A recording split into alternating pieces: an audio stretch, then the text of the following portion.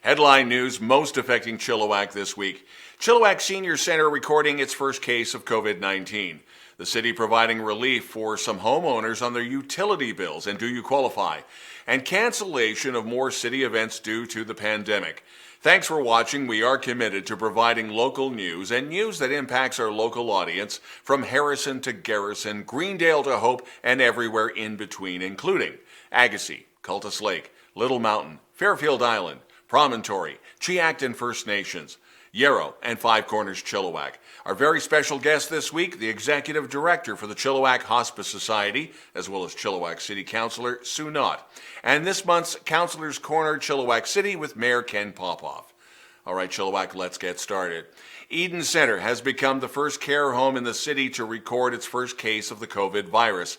Fraser Health says the resident is self-isolating and so far in good condition. Meanwhile, cases of COVID continue to increase at Mission Institution. Fraser Health now assisting correction staff in testing all the inmates and staff. Now, over 1/3 of the inmate population have now been tested. Homeowners in Chilliwack that have stopped working due to the COVID-19 may now be eligible to receive 3 months of credit on their utility bill for water and sewer fees, and that's thanks to a new utility bill relief program that was approved by council. Now, the amount will be based on household average monthly water and sewer usage, but there's a caveat that you first have to apply for the BC Hydro benefit to qualify. Last week, chillTV interviewed the executive director for the Chilliwack BIA, Kyle Williams. He talked about the impact of the BIA and how they felt after the cancellation of Party in the Park and the Fortin's Vintage Car Show. Now the BIA and the RCMP have put out tips on protecting property and businesses from break-ins. With many storefronts still behind locked doors, businesses such as Mary's on Wellington and nonprofits like the Chilliwack Alano Club were victims of break-ins and vandalism. So if you can, try to place cameras in your business to step up security. Wasting away, watching clouds float by my window. The summer event cancellations continue due to the COVID crisis. They include the Harrison Festival of the Arts, the Mission Folk Festival, and the Merritt Rock and River Fest. Keith Urban was to be the headliner. Refund information can be found on the respective websites for every event. This year was supposed to be the 125th anniversary of the District of Kent. Those plans are now on hold. The 125 celebrations will happen next year. The Chilliwack Fair will not cancel the 148th edition of the fair, but you won't be smelling the barns and eating the mini donuts or going to the petting zoo. Organizers say they will have a virtual fair, and plans are expected to be rolled out in the coming weeks. The PNE has also hinted they might do the same thing.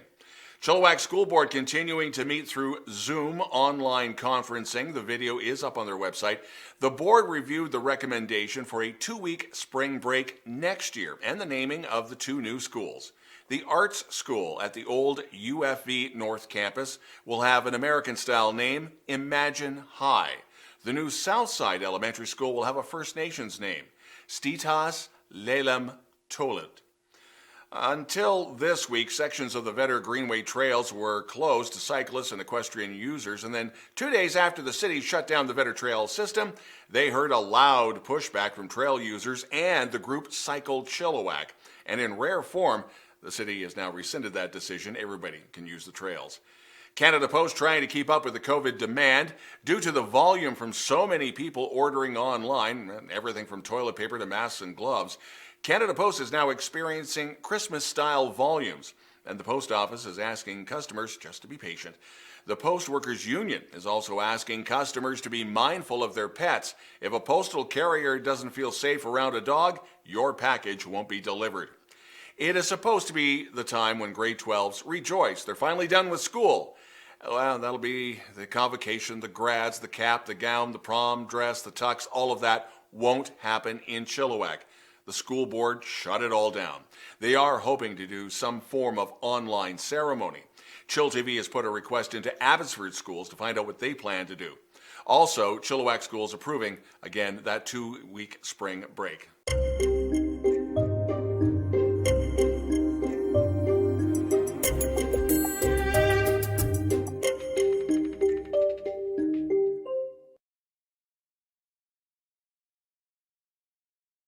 The BC Hockey League clinging to hope they will actually have a 2020-2021 season that will include the Chilliwack Chiefs. BC Hockey League Commissioner Chris Hebb telling chillTV they will go to the province and ask for financial help to prop up the league through the current shutdown and possible play stoppage next season. The league does have a $3 million contingency fund which has to assist all 17 teams, including the Chilliwack Chiefs. Fraser Valley Bandits continue to sign players for the upcoming CEBL season, although the season remains in jeopardy. The plan so far is to start in June. But with the latest comments by Dr. Bonnie Henry on social gathering, hope is fading. Ironically, the NBA remains hopeful they can restart in coming weeks. Chilliwack Mustangs Minor Lacrosse Association starting to make refunds, but they are asking parents to forward any monies for next season. In a Facebook posting, organizers admit that if everyone asked for their money back for the canceled season, the nonprofit league could be in the hole for $20,000, a financial hit that they simply could not handle. And now our taped interview with Sue Knott, Chilliwack City Councillor and Director of the Chilliwack Hospice Society.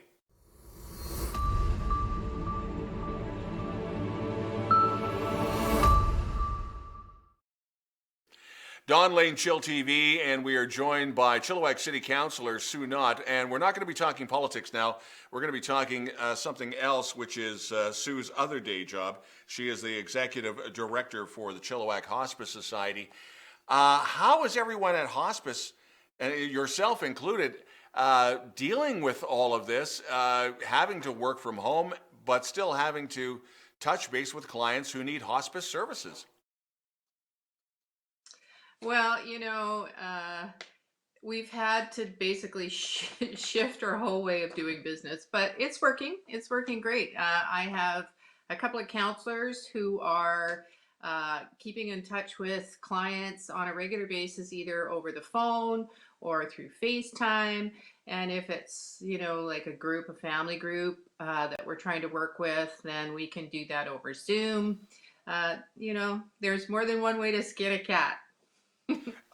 Giving grief support, and that I guess Zoom is probably the best way of doing it.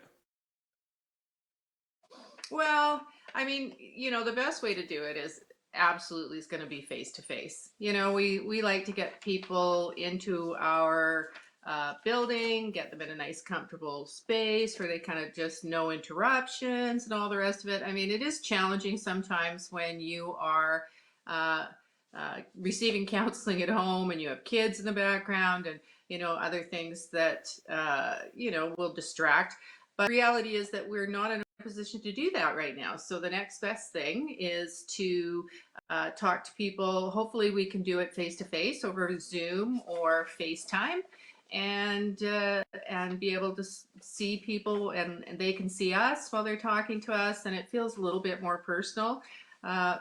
But yeah, it's pretty much the only way you can do it these days. So we'll see how much longer this lasts. And which gets to my next question is dealing with stress, dealing with everything that happens when you're in the hospice procedure.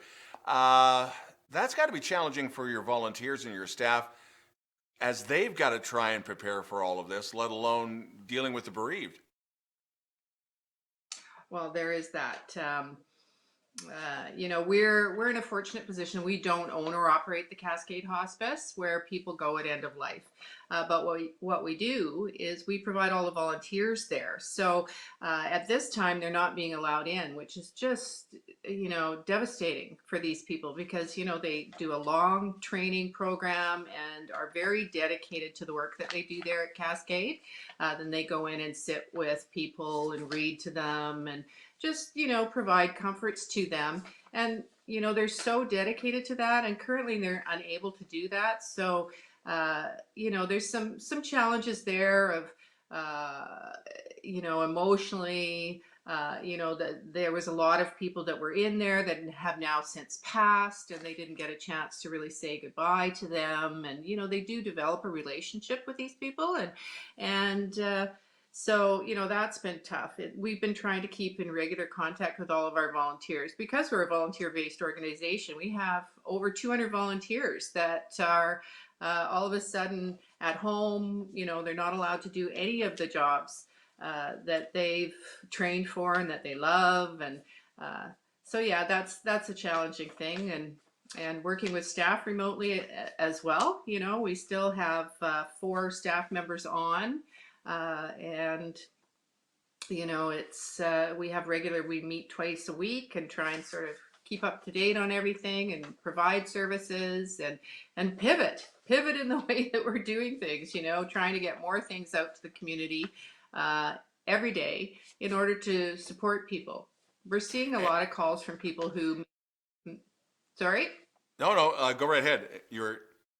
I was going to touch base on.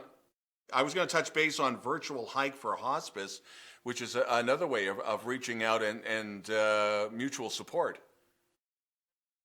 It is. It's you know, we're obviously encouraging people to stay active, and it is proven that remaining active helps deal with anxiety and you know, all sorts of things, including grief. So we are doing the hike for hospice. We're doing it virtually. You can sign up on our website, and it's pretty easy to do. And then, you know, pretty much anything counts: vacuuming, dusting, jumping jacks, you know, anything that you can do at home. And we are encouraging people to send us pictures, and also, you know, going out for walks as long as they're maintaining the social distancing.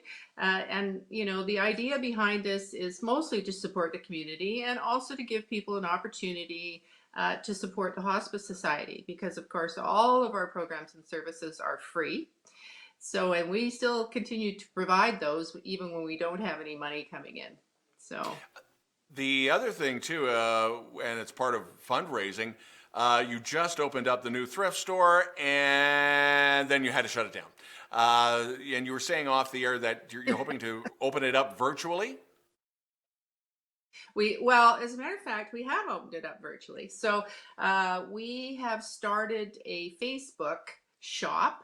So if you go to Chilliwack Hospice Society Thrifty Boutique and then touch the or choose the shop button, we have over 300 items on there, and we are doing a virtual shop. You know, we provide curbside pickup. Of course, our prices are amazing. So, and we're really sort of targeting things that we think people will need during these times, like puzzles for kids, learning aids for kids, you know, exercise equipment. What else? Books, and more books. But also home decor and clothing and, you know, all sorts of things. We eventually plan, this is another one of those pivoting things, that, you know, we have this immensely huge, gorgeous store. And now we're looking at launching a website that will be an actual permanent online shop for a thrift store, which is, you know, not something you see every day, but we think that we can make it work really well. And of course, then we would be, you know, we could have unlimited amount of things on there for people to shop and get. So Then it's available. yeah, so, and it's available, right? But right now you have to do it over Facebook, and super easy. We've got the point of sale terminal out on a table, so you don't have to touch anything or, you know, be involved in any interaction. We don't take cash right now. We do only take credit cards, but it's working really well. So. And what we will do is definitely keep in touch. Obviously, the website, the basic hospice website is up. So is the Facebook page. And don't be a stranger. Let us know if you need any assistance on our end. Okay. Well, thank you very much. That's Sue Knott, Executive Director of the Chilliwack Hospice Society and Chilliwack City Councillor. And you're watching chillTV's News of the Week.